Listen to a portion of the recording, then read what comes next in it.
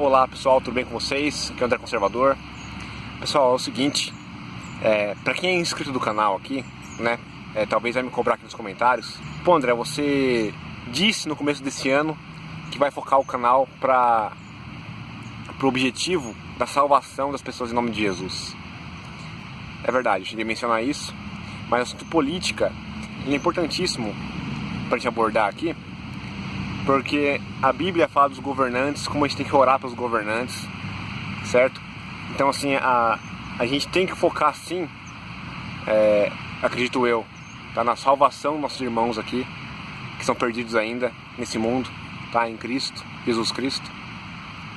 Mas o assunto político é um assunto muito importante, que a gente não pode deixar de falar. Que através da política, se a gente tiver uma política abençoada, certo? Como a gente já teve em Israel, a gente pode ver na Bíblia, né? Como Israel foi muito abençoado e ainda é até hoje. A gente tem que querer a nossa nação, o nosso Brasil, também um país abençoado, não é verdade? Com políticos que sejam fiéis e leais a Deus, em primeiro lugar, não é mesmo? Então, eu sei que ficou aqui uma introdução um pouco longa, tá? Mas eu tinha que explicar isso para os meus inscritos, tá bom? Você que é novo aqui, tá?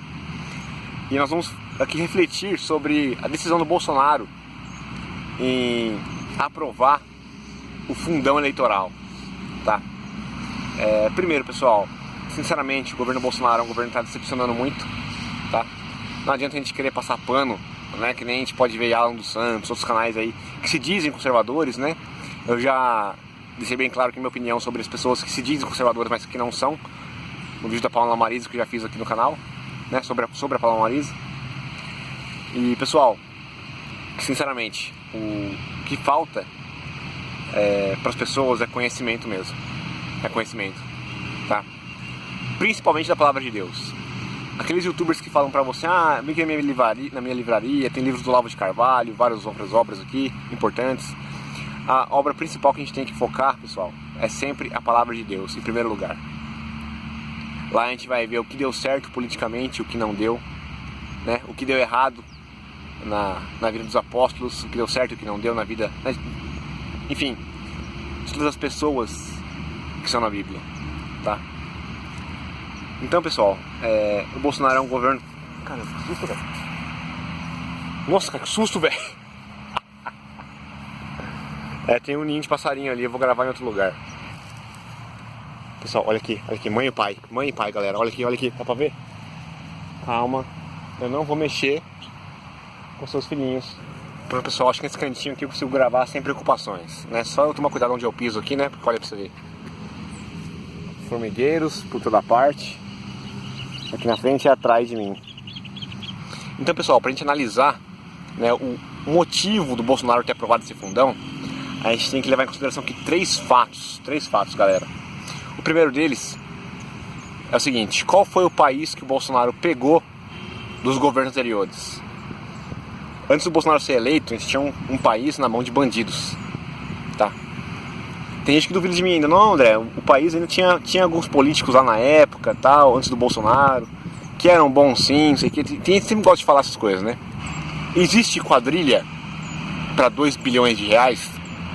Existe quadrilha para 2 bilhões de reais? Com certeza sim, não é verdade? E o pior de tudo é que vem do México, pode vir do México, de Cuba, da Venezuela, bandidos de alto calibre para roubar 2 bilhões de reais, tá? Então claro que existe quadrilha para 2 bilhões de reais, certo? E esse é o valor do fundão eleitoral aprovado pelo Bolsonaro.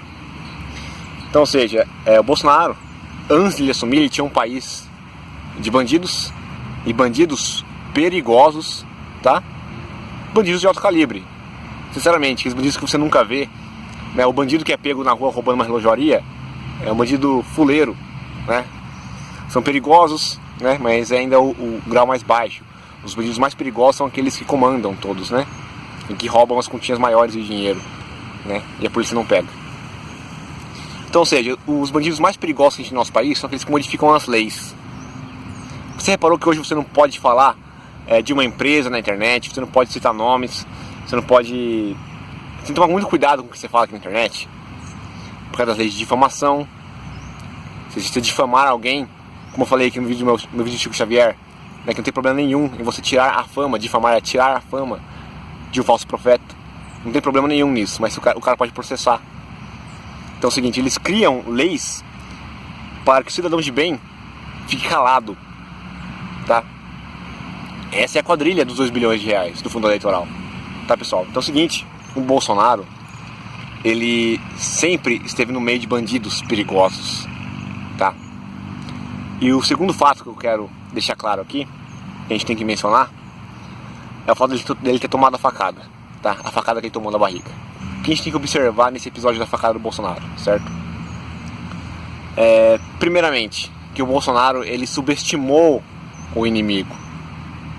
Pô, cara, ele anda no meio do povão. Sempre quando eu e minha esposa, a gente assistia o Bolsonaro na rua, sabe? Em vídeos na internet aqui, a gente falava, nossa, o Bolsonaro é louco. Que ele pode ser morto assim, ó, num piscar de olhos, né?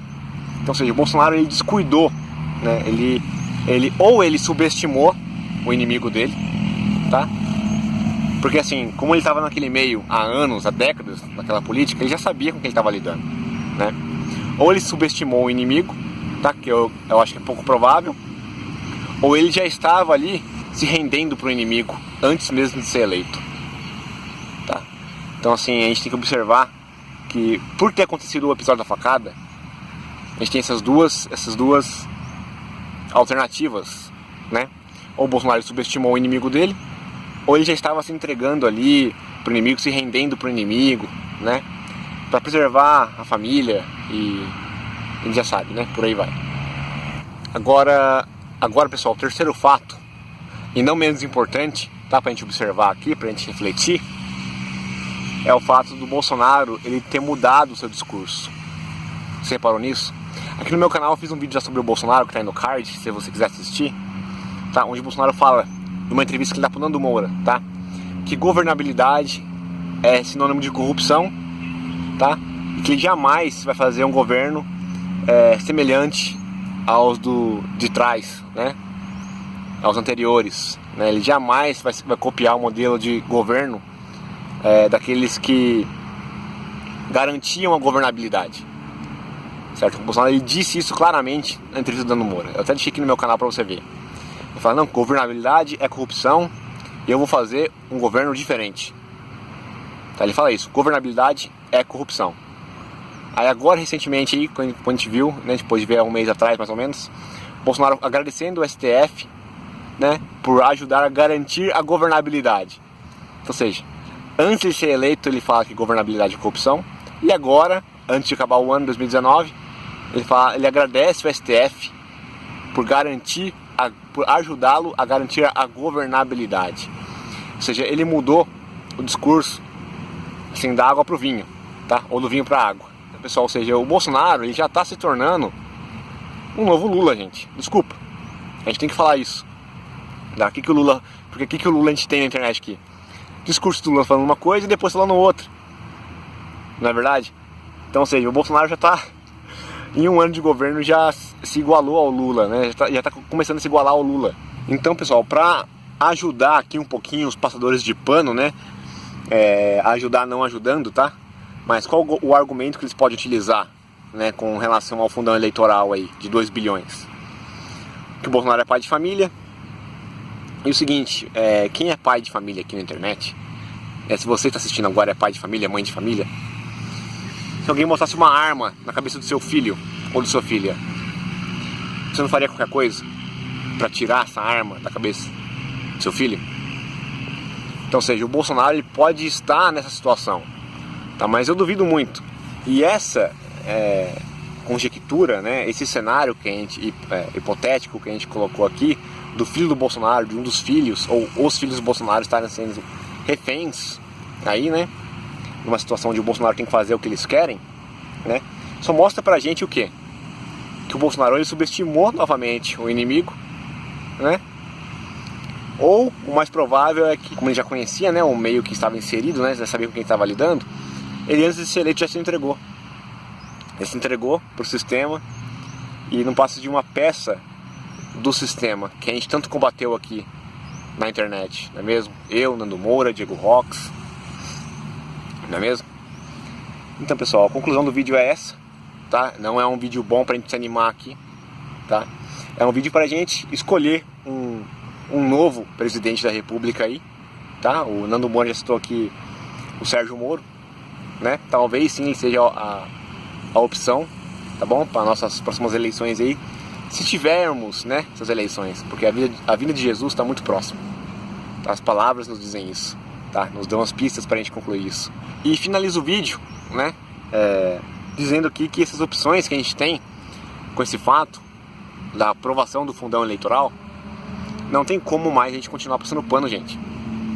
Por favor, passadores de pano, você que acompanha os passadores de pano na internet, Alan dos Santos, né, Bernardo Kister, Paula Marisa, Lilo Vlog e outros canais por aí, né?